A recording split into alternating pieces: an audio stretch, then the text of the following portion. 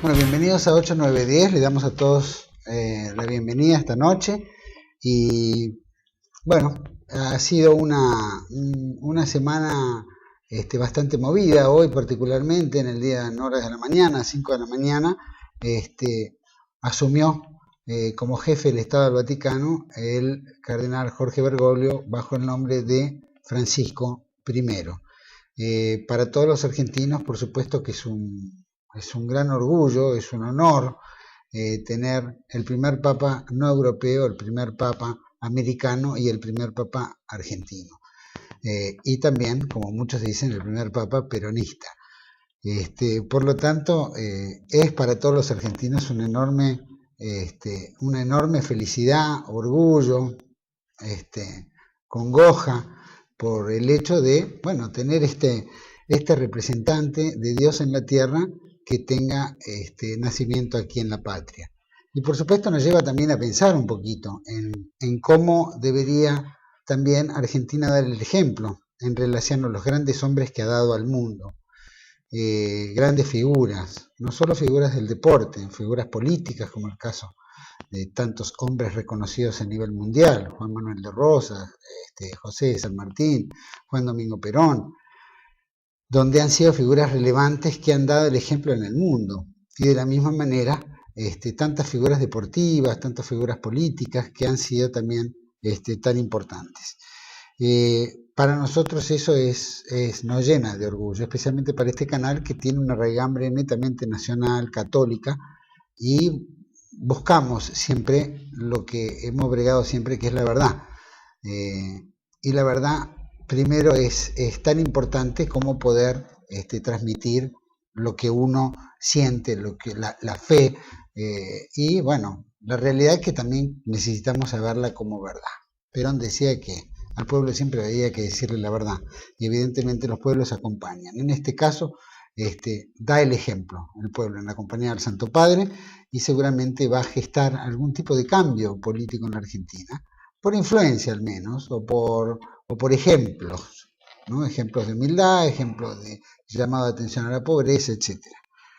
Y para todo esto, hablar un poco de esto, un poco de cómo puede avisorarse el cambio futuro de la Argentina, tenemos un invitado especial, Aldo Rico, dirigente político y por supuesto concejal de San Miguel, fue diputado mandato cumplido y un gran dirigente peronista. Así que Aldo, muchas gracias por estar en 892. No, gracias por invitar.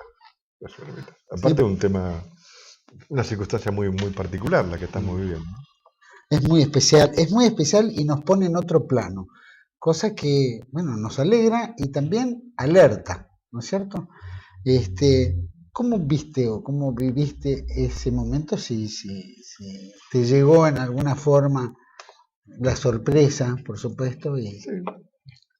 Yo me levantaba de tomar de una siesta y me puse a tomar unos mates frente al televisor después de la fumata blanca, y cuando el cardenal francés dijo Bergoglio, mucho no se entendió, claro, pero realmente es extraordinario, ¿no? Muy, muy emocionante. Muy emocionante. Muy emocionante, además, digamos que el compromiso que asume el Papa Francisco pareciera ser que se traslada a todos los argentinos, ¿no? Porque tiene un desafío muy, muy importante, recuperar la preeminencia y la acción de nuestra Iglesia Católica, que está sufriendo los problemas dirigenciales que sufre todo el resto del mundo, ¿no? Porque hoy realmente no hay grandes líderes en el mundo, ¿no? En la Argentina menos todavía, pero no hay grandes líderes.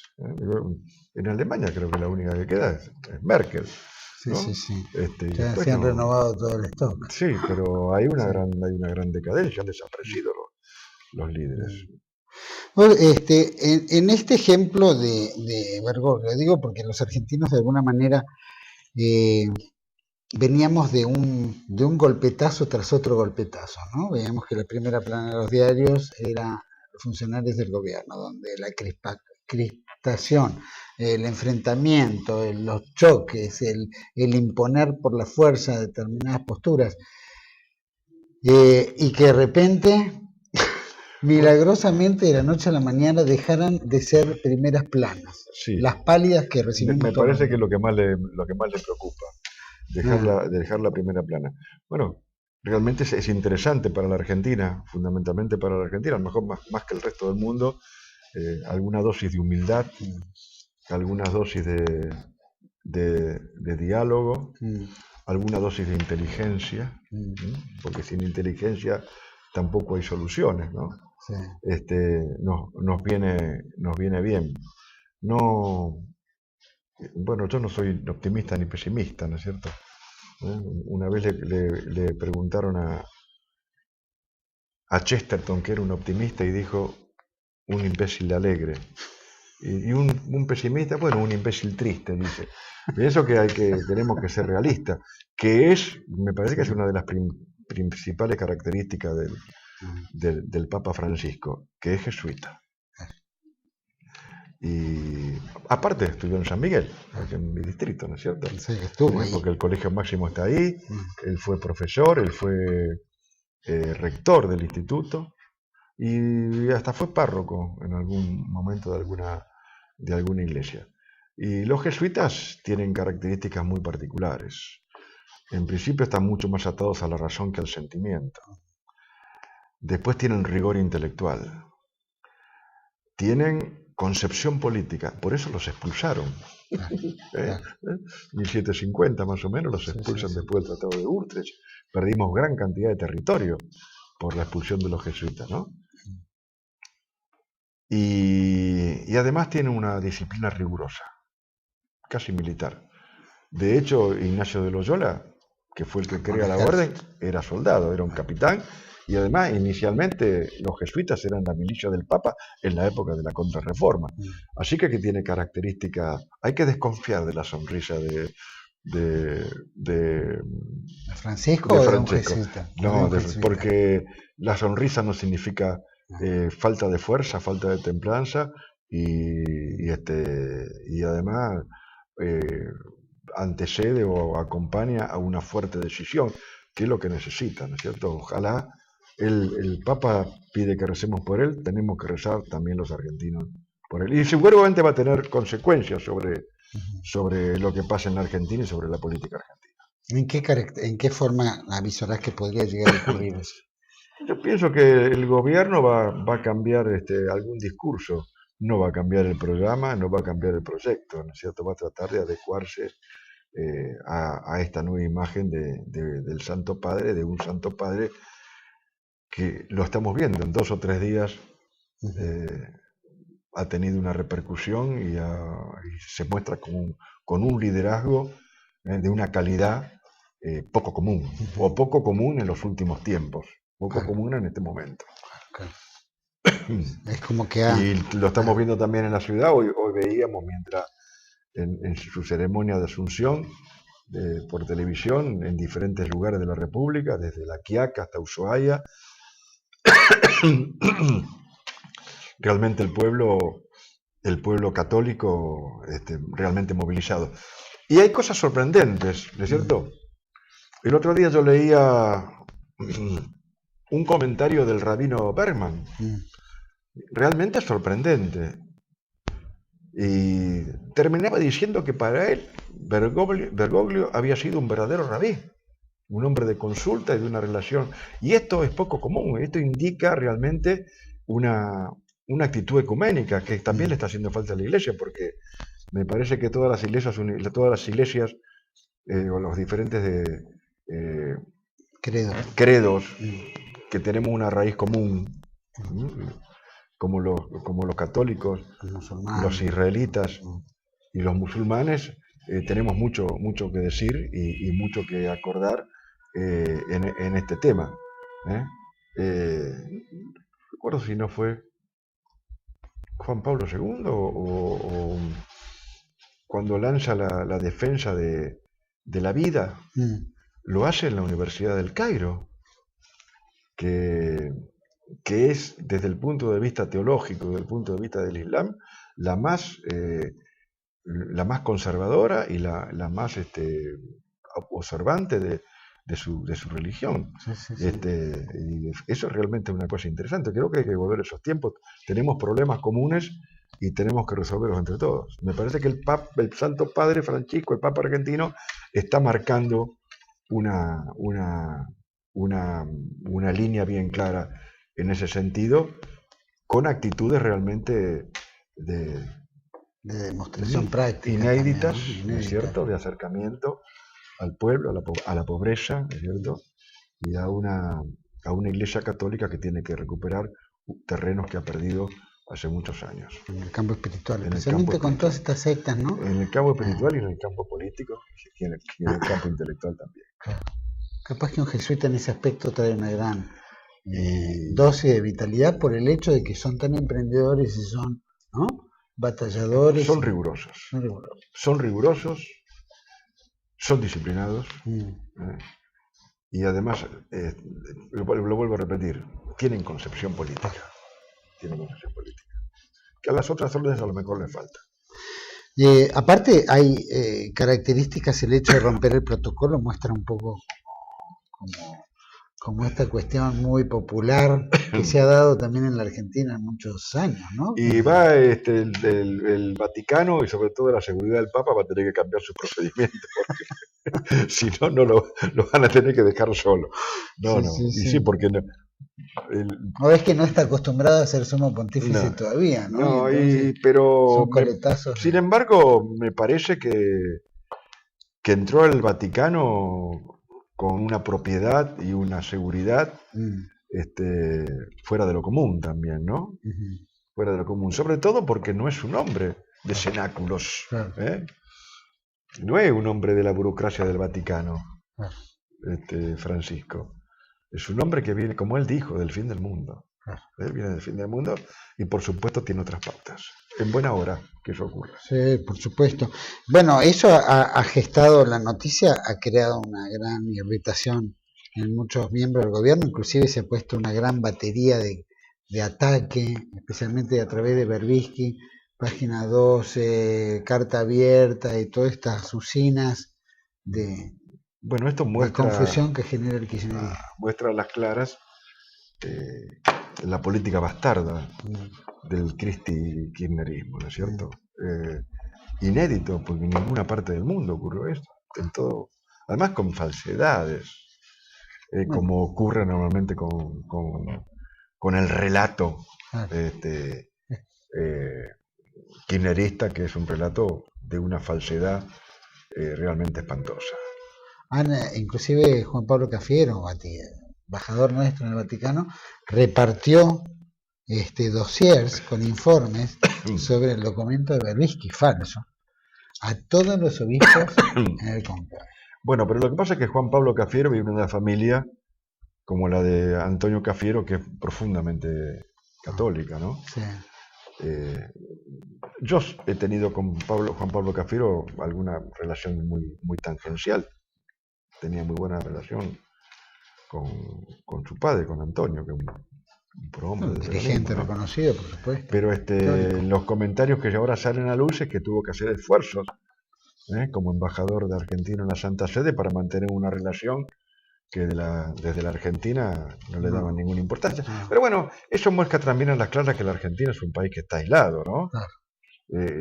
Lo que ha ocurrido ahora con la empresa Vale y las repercusiones y los comentarios que nos vienen desde Brasil marca la realidad de la política internacional argentina y de la política económica argentina. Nos estamos separando del Mercosur, que es el instrumento estratégico fundamental de la América del Sur, pero bueno. Bueno, pero creo que en todo este contexto, que creo que inclusive va a cambiar, porque en algo tiene que afectar, ¿no? Sí, porque quedaría muy feo, antes de entrar en el Mercosur, quedaría muy feo que en una tapa de los diarios, o en todas las tapas de los diarios, figure de repente hablando de la humildad, los pobres, la humildad, ¿no es cierto? Y por contracara tener Cristina con grandes fortunas, los kirchneristas con casas en Puerto Madero, departamentos, yates, botes, aviones. Soy escéptico al respecto. Yo creo que la influencia de la actitud de Francisco, del Papa Francisco, va sobre todo a influir en el común, en la sociedad argentina en general.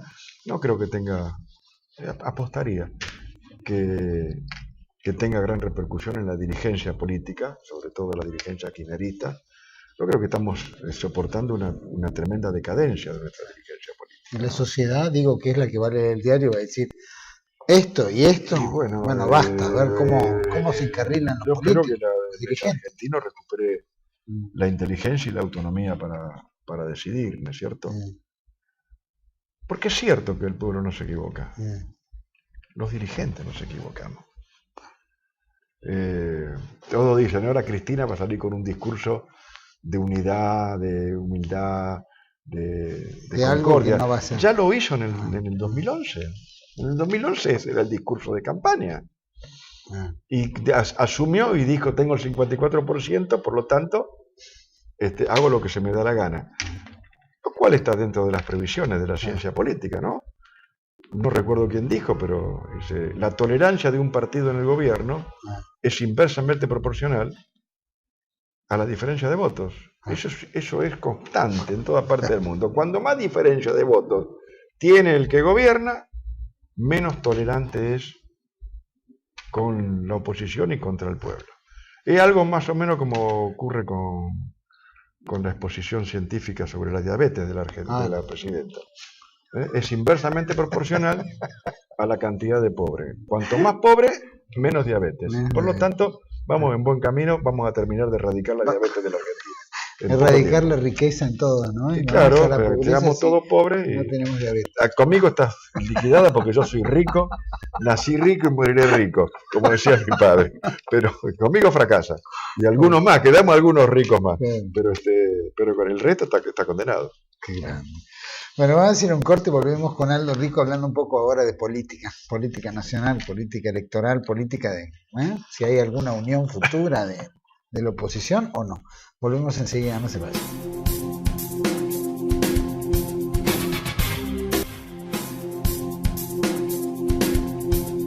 Bueno, seguimos aquí en 8910 con el dirigente político peronista Aldo Rico. Y Rico, quería preguntarle cómo ve el panorama electoral. Empecemos por ahí, después ¿dónde está cuajando usted? Bueno, yo estoy trabajando, estamos con el peronismo, con el verdadero, no disidente, el peronismo, porque los disidentes son los que están en el gobierno.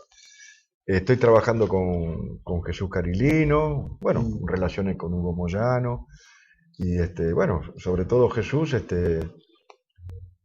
que además de ser un buen intendente es un hombre con coraje, que esa es la principal característica, un buen dirigente, un buen administrador. Él hablamos con todos, él habla con todos y tratamos de hablar con Macri y el miércoles. El sábado estuvo de la Sota en Pablo Nogués, en Malvinas, Argentina, con un hermoso discurso. El mejor discurso peronista lo tiene de la Sota. No es de familia peronista, ¿no? Sí. Como cordobés tiene un problema. ¿Cuál? Los bonaerenses y los santafesinos. Los bonaerenses y los santafesinos no nos gustan mucho los cordobeses, pero realmente muy buenas expresiones. Yo no veo grandes alianzas para octubre. Por la sencilla razón de que las elecciones son cuasi provinciales, son provinciales. No se eligen gobernadores, no se elige presidente. ¿Es cierto? En algunas provincias se eligen, 8 provincias se eligen senadores. Así que ojalá que las haya. Yo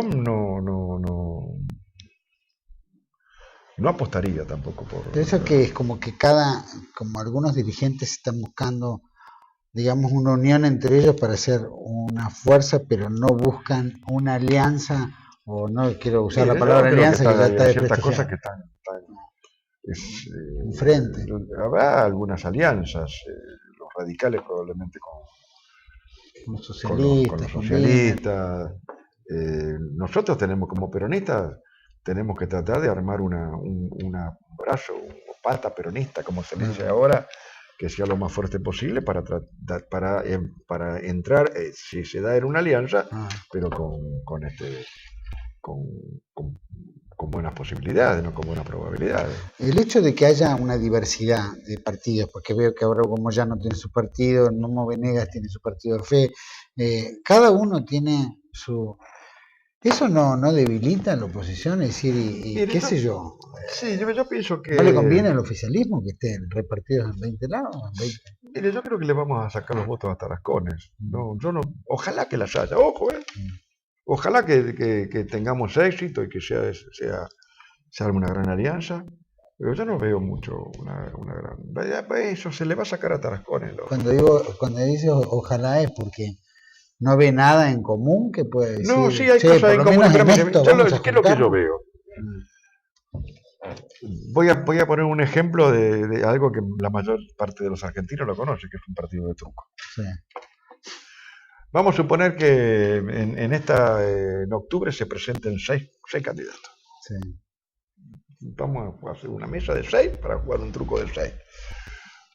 Las elecciones de octubre va a ser el reparto de los naipes. sí. Cuando termine el escrutinio, cada cual va a orejear. Mm, Y ahí se va a ver quién tiene para la falta en vida claro, y cómo vienen a mano. Yo lo veo así. claro. Me da la impresión de que sí, para el 15 va a haber frentes más importantes. Sí. No veo grandes frentes en este momento, porque además, vuelvo a repetir, son elecciones provinciales. Ese es el otro tema. No, en lo que es lo provincial es lo provincial. Cuando todo esto cabe al Congreso Nacional, que tiene mayoría, y si no se Bueno, les ese es arrebata otro tema. la mayoría ahí y la mayoría en el Senado, entonces Ese es estamos otro en el tema. horno. Ese es otro tema. Yo lo he dicho ya hace bastante tiempo. Me da la impresión de que más allá de que las fuerzas vayan separadas, los líderes de esas fuerzas tendrían que sentarse y definir algunos puntos en común que encabecen los programas de todas las fuerzas. Claro. Eso es lo que... Y el compromiso de respetarlos en el 2015, cualquiera sea el que llegue al gobierno, como hicieron los diputados y los senadores de la oposición en el Congreso Nacional, en orden a la posición frente a la reforma de la Constitución y la reelección. ¿Eh? Eso me parece que sería interesante, porque al ciudadano le daría algún tipo de señal, no digamos confianza, porque lamentablemente la experiencia demuestra que en la Argentina es difícil el cumplimiento de las promesas electorales. ¿Eh? Si hubiera dicho lo que iba a hacer, nadie me hubiera votado. Claro, a Cristina la votaron por la unidad y la concordia y rompió todo, ¿no es cierto? Y sigue rompiendo, ¿no es cierto? Votaron para un proyecto económico y es un proyecto totalmente distinto al famoso modelo de acumulación interna de matriz productiva diversificada e inclusión social. Esto que se está llevando adelante no tiene nada que ver con la exposición de la época de Néstor Kirchner. Así que, pero bueno, pero da señales, puede dar una buena señal. Señores, nosotros vamos a cumplir 4 o 5 puntos, por supuesto, no a la reforma, no a la reelección, porque yo creo que la Constitución habría que reformarla en otras cosas, ¿no? Yo me opuse desde el Modín, éramos el tercer bloque, en el 94, por supuesto me opuse al concepto de coparticipación y me opuse a la elección directa de presidente, vice y senadores. Y me opuse a otras cosas, porque eso ha destruido la República Federal. Eso es otro tema que me parece que es algo así. Yo a la coparticipación, al modelo coparticipable lo llamo el anillo de Tolkien, que es el que está apretándole los dedos, por no decir otra cosa, al gobernador Scioli y a otro gobernador.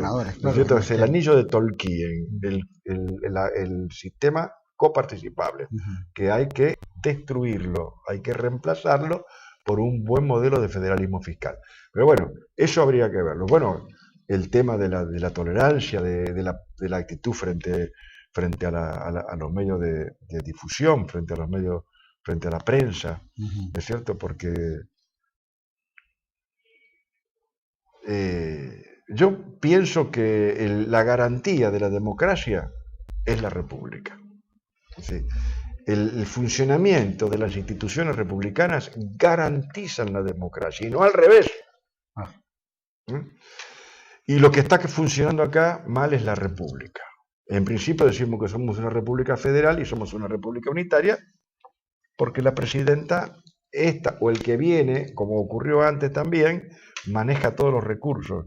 Y el poder político surge del control y distribución de los recursos. Esta es la realidad. Entonces hay que terminar con ese sistema. Lo mismo que con la elección directa de presidente y vice y de senadores. Hay que volver, hay que respetar la independencia de poder, que está en peligro hoy. También. Y no hay democracia si no hay prensa independiente, prensa libre. Y eso también lo garantiza la República.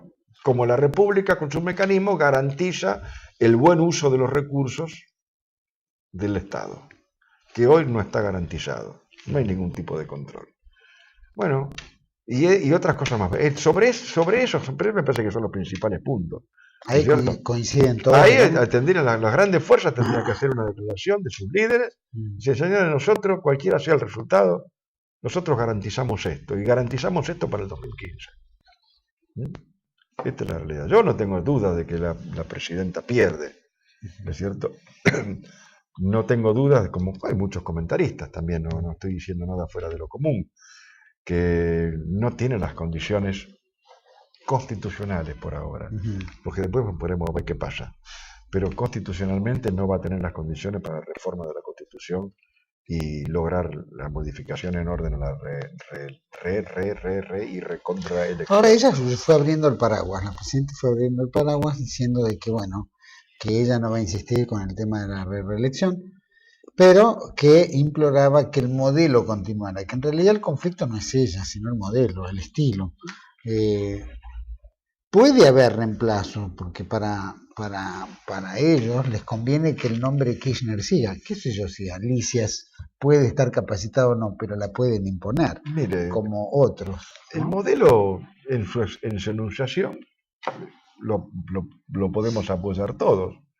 Vuelvo a repetirlo. Acumulación interna. O sea, que el excedente económico quede en el país. Se transforma en ahorro interno, el ahorro interno se invierta en desarrollo. El desarrollo es lo que da la justicia social. La justicia social no se logra con la limosna y el subsidio. Se logra con el desarrollo. Esto es lo que planteaba Perón. Antes que Frondizi. Perón antes que Frondizi. Así que en eso estamos de acuerdo.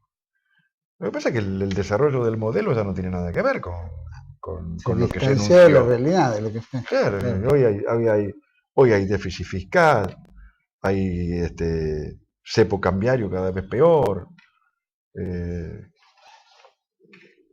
hay una presión impositiva que ya es insostenible, hay atraso cambiario. Trabas en las importaciones. Trabas en las exportaciones y las importaciones.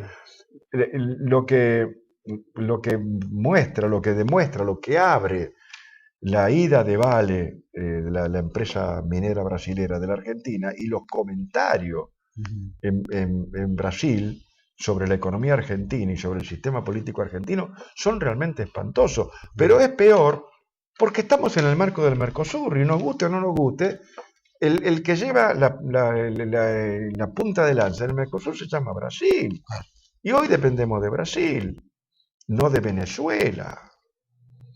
¿No es cierto? Y Brasil o Uruguay, creo que en Paraguay ha llegado a los 60.000 millones de dólares de reservas, 60 o 90.000 millones de dólares. Hasta Bolivia encuentra crédito en el mundo, ¿no es cierto?, a 3, 4, 5%. ¿Qué es el principio? Nadie invierte sus ganancias. El que tiene ganancias las guarda y saca créditos para invertir. La Argentina es un país que está cabeza para abajo. Entonces estamos de acuerdo con la enunciación del modelo. Pero la realidad no tiene nada que ver con la enunciación. Este es el problema grave. Entonces quiere decir que, a su punto de vista, el Mercosur prácticamente no funciona. Es decir, no funciona porque Vamos por Argentina mal genera camino los por el obstáculos, Mercosur, porque mire, o no funciona porque no hay Perón entendimiento. decía,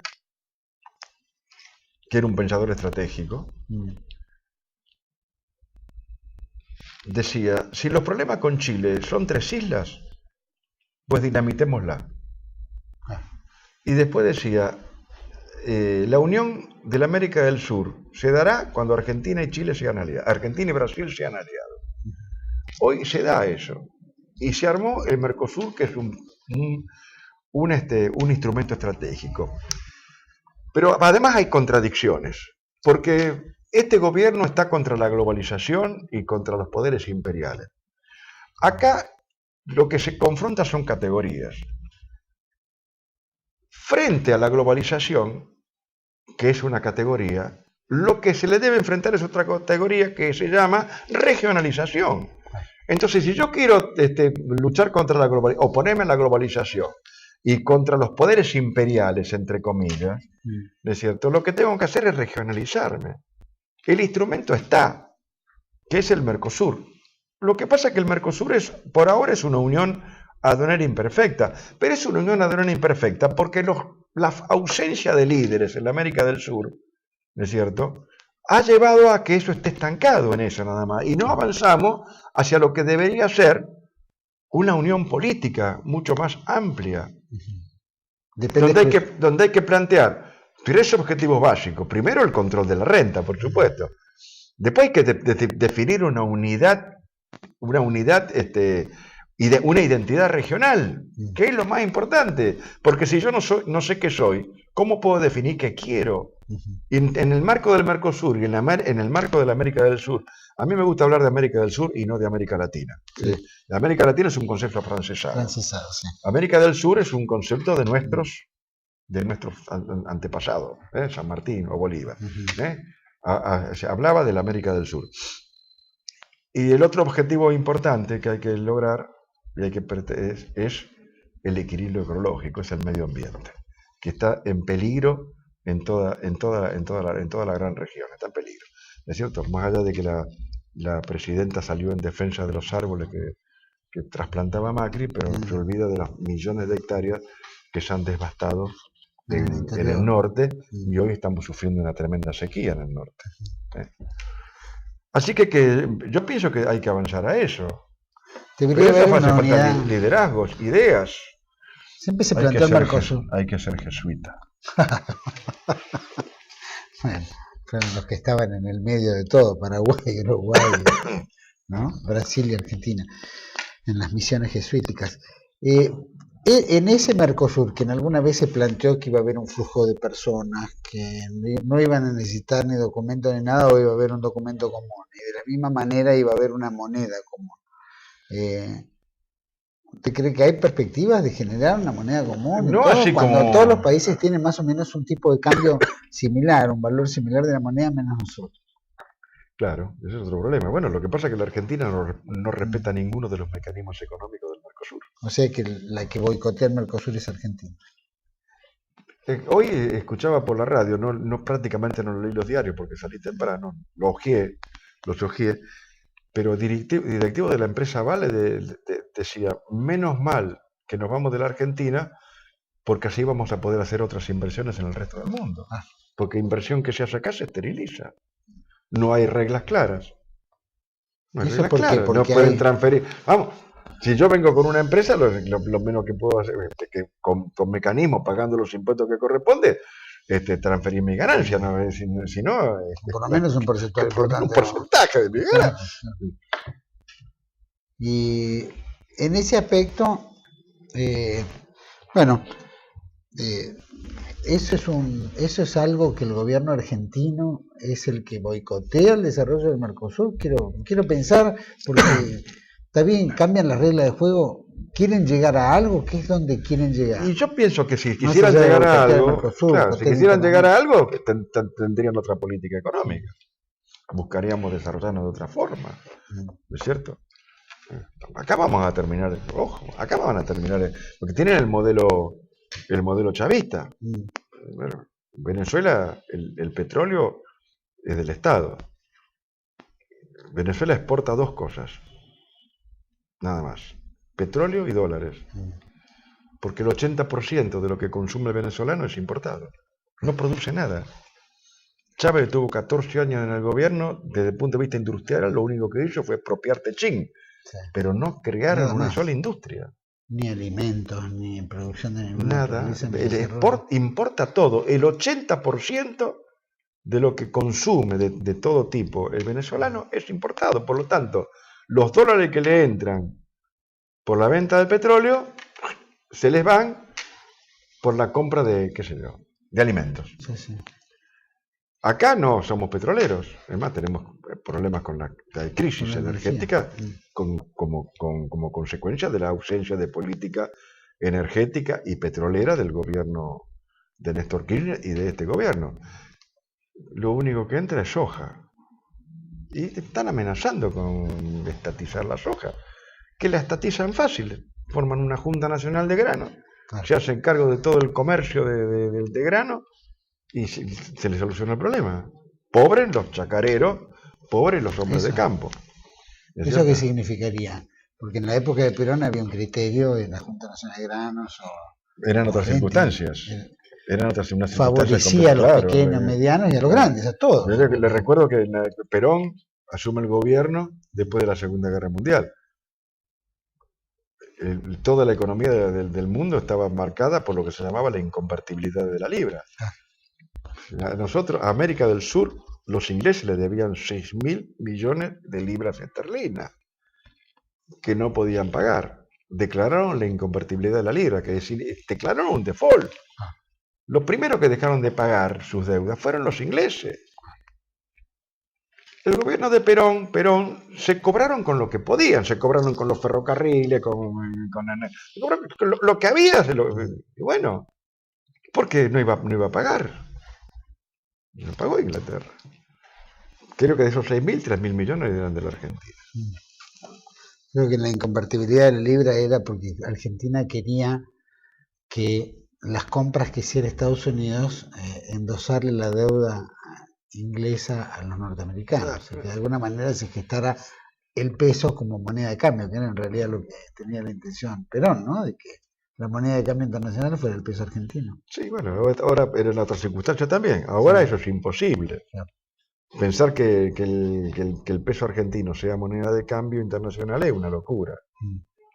Es una Sí, locura. hoy lo que pasa es que está devaluado y estamos devaluados nosotros moralmente como para creer si nuestra moneda puede o no valer, más allá de todos los trapisondos que No hacen tienen los confianza en gobiernos. nosotros. No. No tienen confianza porque no tenemos reglas claras. Y nosotros no tenemos confianza con nosotros mismos. Y bueno, Ah, el corralito es lo mismo que Otro. el corralito cambiario, ¿no?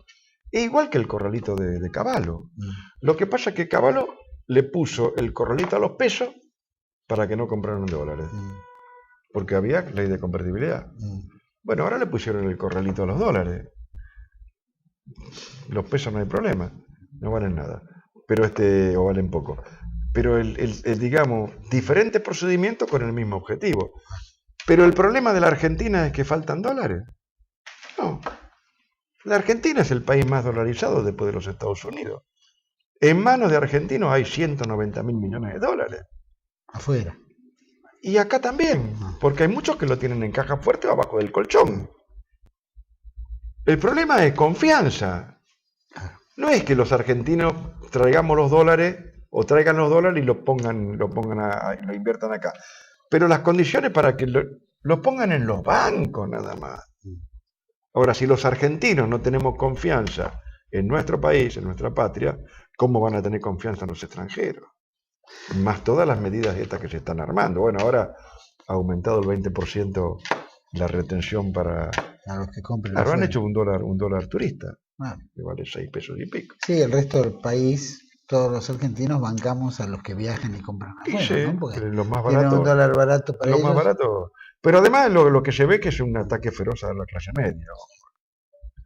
Es un ataque feroz a la clase media. ¿Cuál es la idea? ¿Extinguir la clase media? Y yo pienso que tiene le tiene... Es decir, la pobreza creció, o sea que Claro, ella es una alguien típica pagó por esa. representante de la clase media. Aparte ella se ha definido como representante de la clase media. ¿no es cierto? Pero sin crédito y sin salarios dignos. La clase media está condenada a transformarse en clase menesterosa, y los menesterosos no tendrán probabilidades de salir de la situación en que se encuentran. Acá hay argentinos que están condenados a vivir con un plan, en un nivel de subsistencia. Y a veces algunos votan por esa subsistencia, porque la subsistencia da como consecuencia el miedo. Pero también hay miedo en los que muchos tienen. Lo vemos en los grandes empresarios, con abultadas billeteras, que también tienen miedo de no ganar lo que ganan ahora. Es decir, como decía Perón, la víscera más sensible es el bolsillo. El que tiene una abultada billetera no quiere que la billetera adelgace. Y se pone en orden al gobierno de turno cuando el gobierno de turno lo aprieta. Es decir, los que tienen condiciones para tener un poco más de coraje son los más medrosos en la Argentina, lamentablemente. Vamos a ir a un corte chiquitito, volvemos con Aldo Rico, hablando un poco de cuáles son las soluciones de todo eso. ¿Qué políticas propondrías a toda la camada política de hoy en la Argentina? O por lo menos la oposición. Vamos a un corte y volvemos enseguida.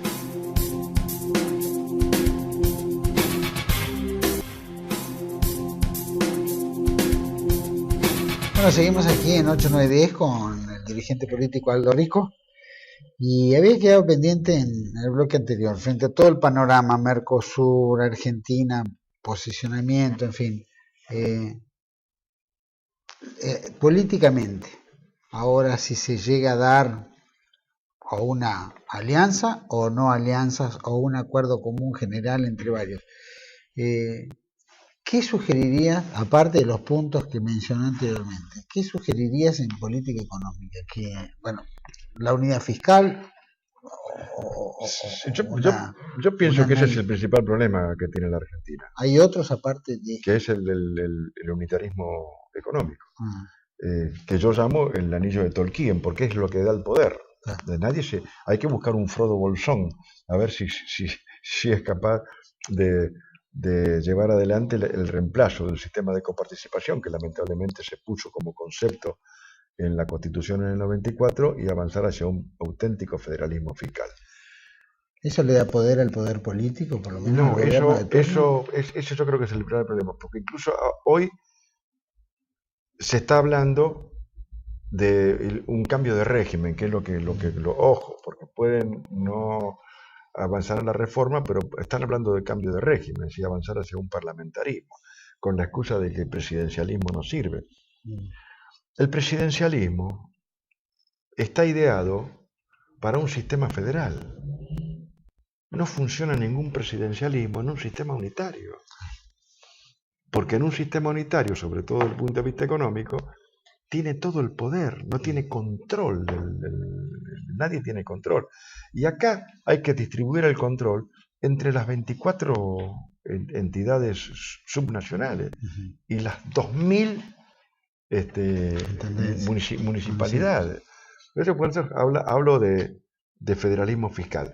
Hay que desarrollar un sistema en el cual cada nivel de administración tenga sus propios y particulares recursos, tenga sus propias y particulares contribuciones, tenga sus propias y particulares recaudaciones, para que no apliquen el torniquete de arriba para abajo como está ocurriendo. Nos ocurre a los bonaerenses, porque tener un gobernador de rodillas por un problema económico significa tener a la provincia de Buenos Aires de rodillas.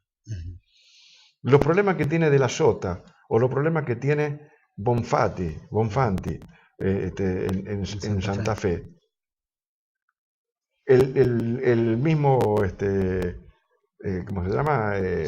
Mendocino, o Peralta, es el producto de este sistema que es perverso.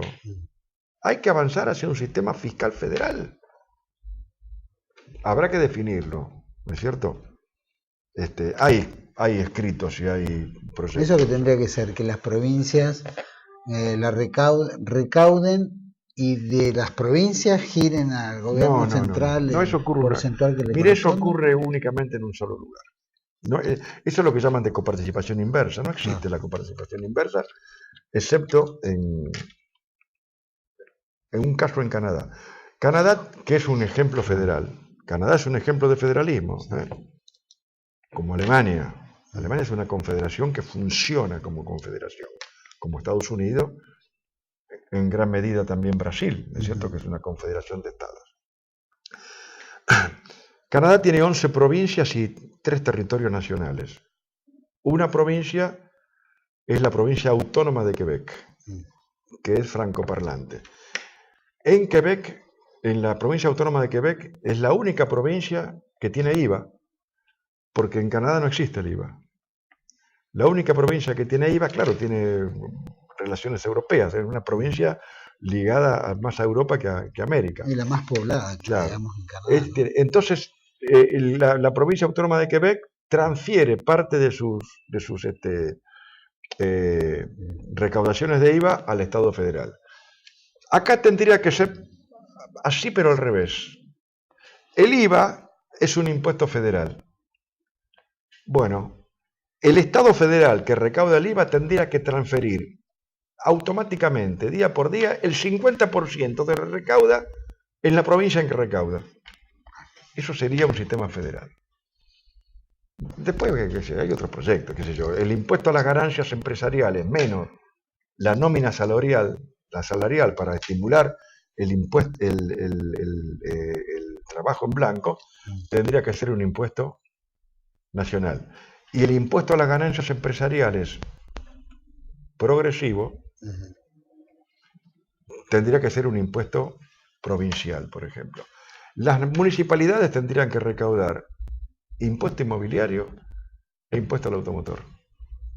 Y el Estado Nacional tendría que poner impuestos a las exportaciones y a las importaciones, aranceles, en función del proyecto industrial, del proyecto productivo que tenga la República, ¿no es cierto? No únicamente matar al agro porque necesitan el dinero de la soja, porque si no, no cubren el déficit fiscal, o, bueno, prohibir la emisión, como está ocurriendo en este momento. Están emitiendo, que es una cosa, claro, es fácil. Es fácil decirle a los gobernadores, decirle a Scioli que es un mal administrador, cuando tiene chicones y la Casa de la Moneda, y emite sin control. Como le dijo Vudú a los amigos, no coimeen, total, fabricamos el dinero. Así que no tiene problema. Para mí eso se llama el anillo de Tolkien. Hay que destruirlo. El que tiene la coparticipación y domina la coparticipación así como está, tiene excesivo poder, y si arma un gobierno como este que no tiene ningún tipo de control, bueno, perdieron. Y además, perdieron los gobernadores, y además transfiere recursos directamente a los municipios, lo cual es una barbaridad. Y además, el Estado, el 80% de los recursos que recauda el Estado quedan para él, y el 20% transfiere a la provincia. El caso de Buenos Aires es patético. Buenos Aires produce casi el 50% del Producto Interno. Aporta casi el 40% de los recursos coparticipables. Y resulta que la última de las 24 jurisdicciones es la inversión pública por habitante. No es casual lo que nos esté pasando, no es casual la huelga de los docentes. Además, porque hay motivaciones políticas. Los gremios docentes responden al gobierno nacional. No estoy en desacuerdo. Acá creo que hay dos elementos que están muy mal pagos, por eso tenemos problemas. Tenemos inseguridad, en una de las razones es porque nuestra policía, sobre todo la provincia de Buenos Aires, cobra sueldos de miseria. Sueldos de miseria. Y tiene que trabajar 12 horas por día durante 4, 5 o 6 días de la semana. Y no nos tiene que extrañar que se corrompan. Y el otro problema, estamos en una profunda crisis educacional, porque también los docentes están mal pagos. No podemos seguir teniendo esas discusiones. Ahora, ¿cómo puede ser que el gobierno, que estimula por un lado el empleo en blanco, por ejemplo, salario, lo que fuera, cuando en realidad está manteniendo planes sociales que justamente la gente que tiene planes no quiere figurar en blanco por el mero hecho de que pierde esa dádiva. Pero gran parte de los sueldos que cobran las fuerzas de seguridad, las fuerzas policiales y las fuerzas armadas está en negro. Porque la mayor parte del salario es no remunerativo. ¿Pueden rechazarlo No internamente? pueden rechazarlo porque... ¿Qué pasa? ¿Se acostumbraron y entonces ya lo aceptan por añadidura o qué? ¿O es la única salida? Y si no, no cobran. Mire, son parte del régimen. Un día estaba yo, hace algunos años, Sí. cenando en la casa de Rogelio Frigerio. Ah, Y estaba presente el cardenal Corrachino. Y una discusión, por una razón, un tema político. Y yo le digo, Monseñor, le digo, hay pocas cosas tan regiminosas como un obispo y un general. Se enojó mucho, que no me habló nunca más. Bueno, me parece que Francisco es el caso de un obispo no regiminoso. No son muchos. Hoy, cada vez más, la Iglesia está más suelta respecto del poder político, pero años atrás no tanto. Pero es un buen ejemplo de un obispo no regiminoso, se llama hoy Francisco. Pero los generales y todos los que manejan las Fuerzas Armadas, las Fuerzas de Seguridad o las Fuerzas Policiales, cuando los nombran, los ascienden y los nombran, los ascienden y los nombran para defender al régimen, no para defender ni a sus Fuerzas Armadas ni a sus subalternos. Esto lamentablemente es así. Aunque los subalternos se subleven en el recibo. Y bueno, ese yo, es otro yo tema, está pero bien, los me dicen, no, subalternos, mira, los esto, subalternos no pueden estar permanentemente sublevándose. De todas formas, el soldado tiene una, o el servidor público tiene una muy particular función.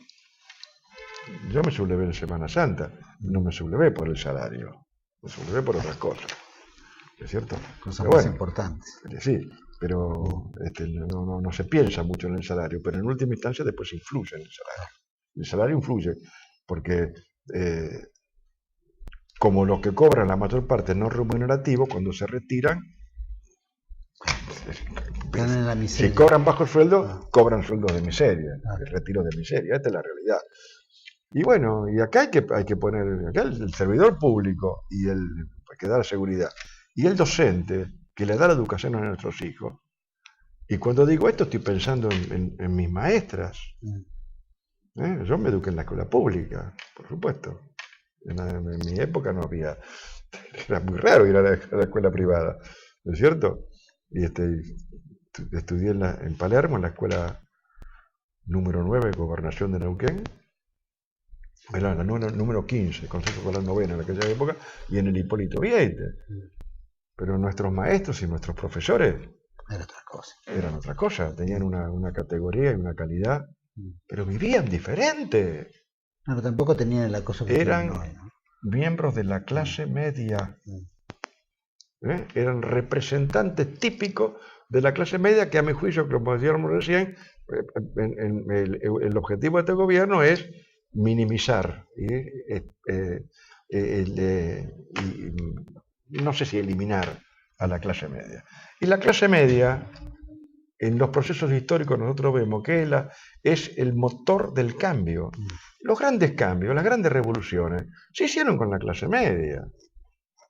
La Revolución Americana, nuestra propia Revolución de Mayo, a pesar de la máscara de Fernando VII, pero la independencia, o la Revolución Rusa, la hicieron las clases medias. Sí, sí, sí. Bueno, entonces lo que hace falta es una poderosa clase media. Y la teníamos, por Y lo la menos teníamos. fue lo que era teníamos. lo que levantaba el orgullo peronista. Exactamente. ¿No? Bueno, La clase obrera y la clase media. y bueno, yo soy peronista. Yo digo que la revolución social de Perón no viene a través del trabajo. Los derechos del trabajador y la redistribución de la riqueza fueron caminos por donde se hizo la revolución.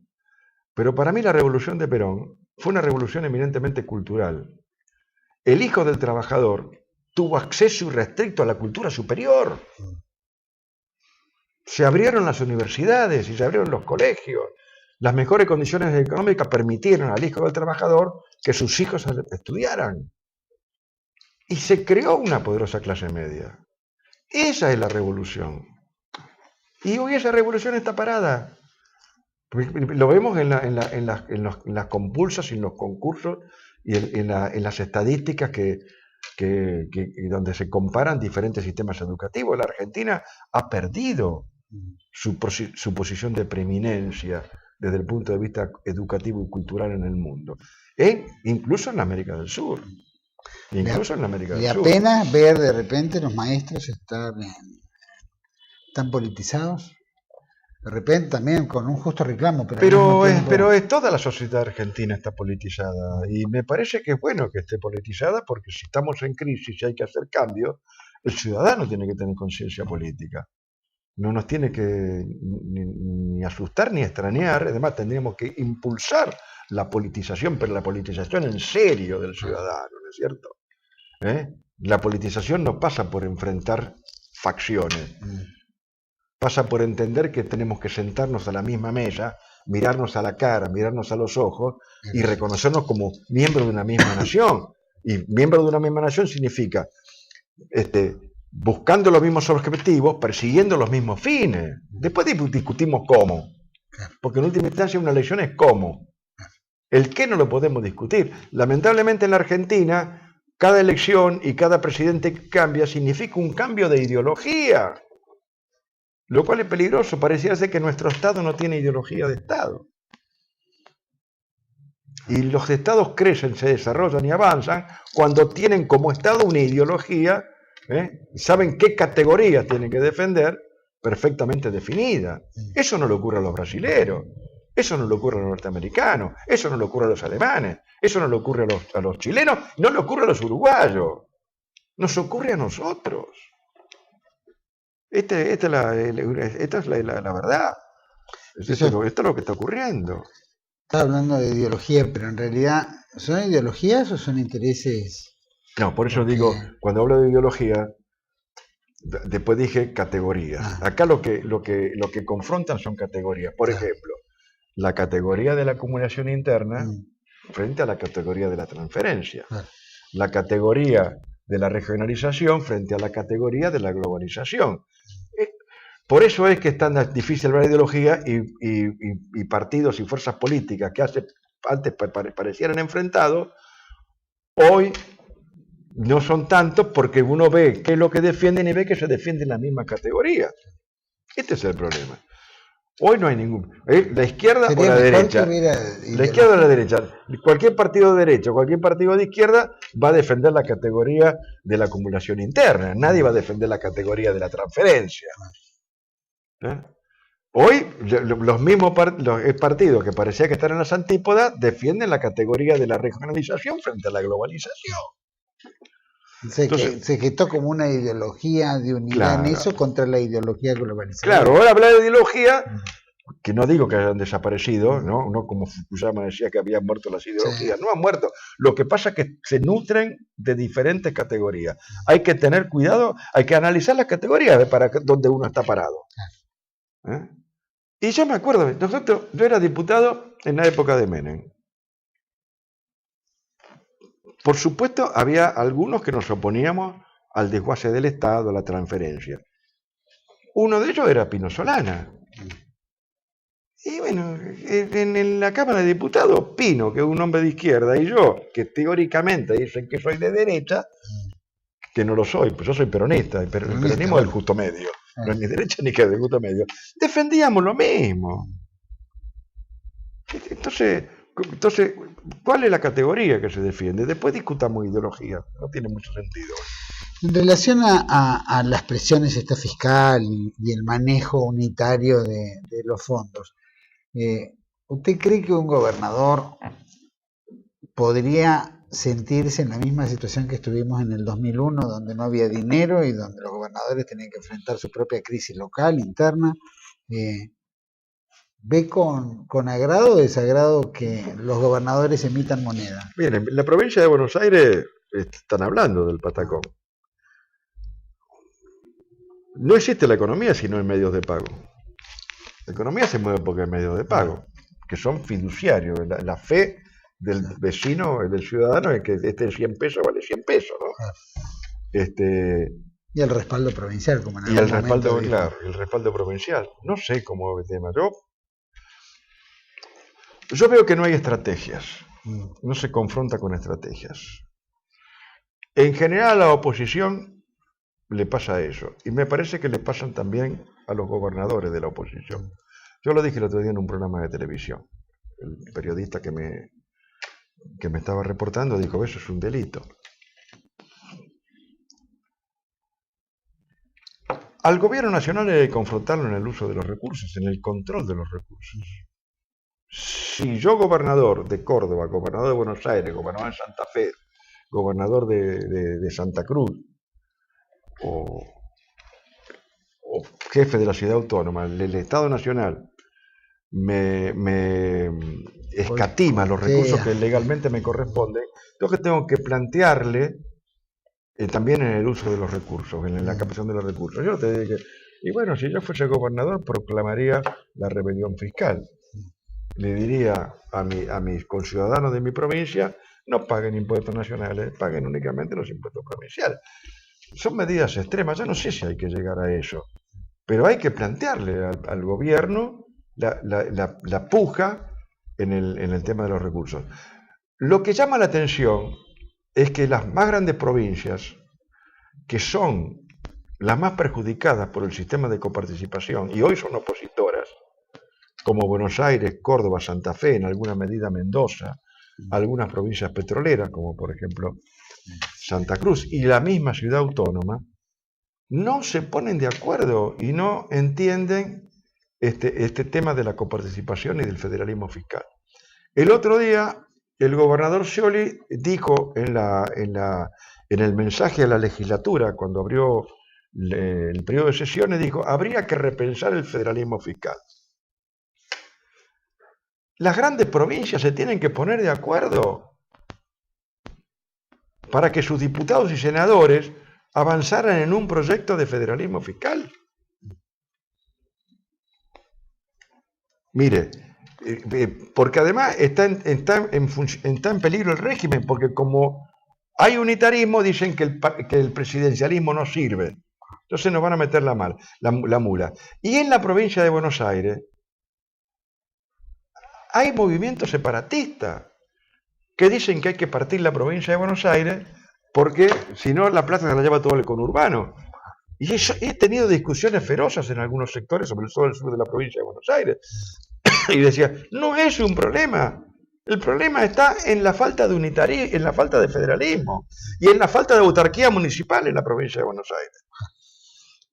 Si ustedes, qué sé yo, Bahía Blanca, tuviese sus propios recursos sin depender para sus gastos corrientes, sus gastos comunes de la provincia, y la provincia tuviera lo mismo sin depender de la nación porque tiene sus recaudaciones propias, no estaría este problema. Existe este problema porque falla el eje del tema que se llama federalismo fiscal o se llama coparticipación y que es el anillo de Tolkien, hay que destruirlo. Aldo Rico, muchísimas gracias por haber estado aquí en 8910.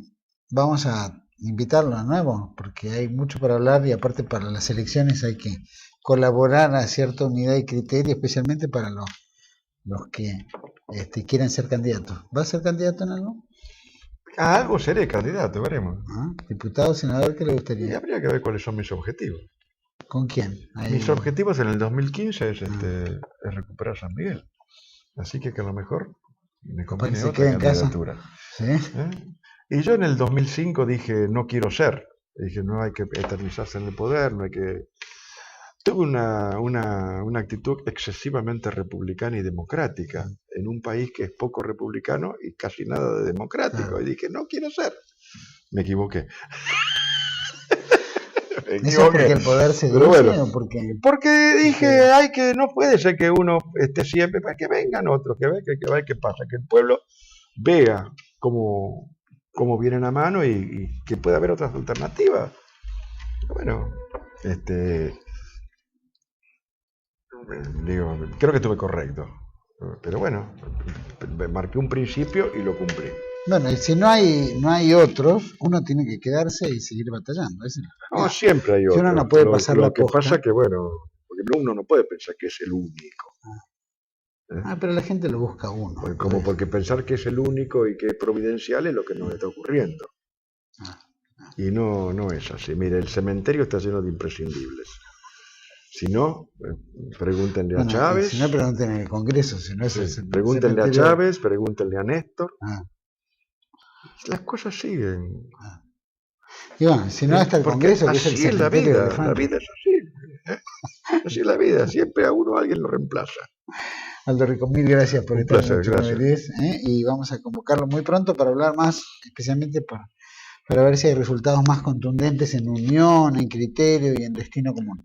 Mil gracias. Ojalá que haya una gran alianza. Yo no soy muy... Pero apuesta que sí. No, ojalá que lo haya. Trabaja en eso. Jesús Carilino está en eso. Ojalá que lo logre. Ojalá que lo logre, ¿no es cierto? Ojalá que lo logre. Sobre todo tenemos que juntarnos los peronistas acá.